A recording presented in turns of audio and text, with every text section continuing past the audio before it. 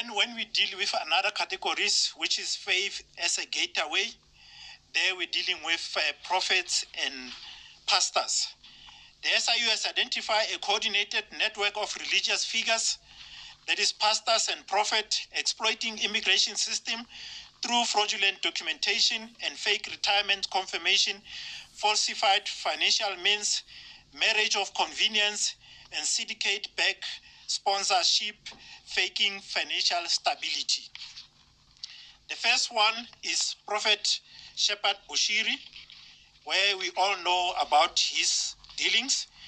And in our investigation, into his dealings, it illustrates how external actors exploited the same weaknesses that we have identified within the department. Bushiri leveraged his influence through church network and fabricated documents to secure a fraudulent immigration status. His permanent residence permit was approved by an adjudicator who was a member of his church, which is a clear conflict of interest. Bushiri's application was supported by a fraudulent letter of financial independence signed by a chartered accountant who admitted was paid merely for his signature. Bushiri also claimed proof of an aircraft purchase as evidence of financial independence. When you apply, you need to indicate that you are financially sustainable.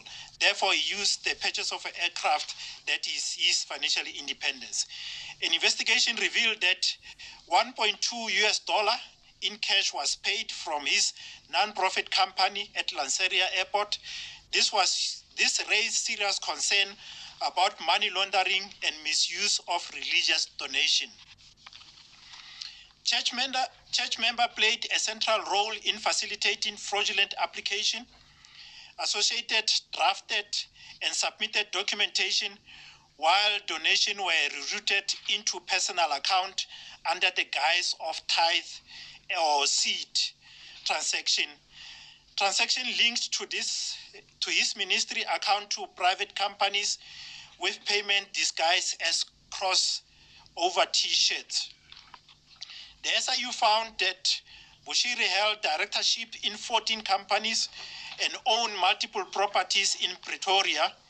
And our investigator found that religious donations were converted into a brick, mortar, and corporate shares, highlighting how faith-based contributions were laundered into personal wealth. Another pastor that we dealt with is Pastor Timothy Omotoso, where Pastor Omotoso modus operandi was fraudulently built on fraud and misrepresentation to gain entry into and subsequently residence in South Africa.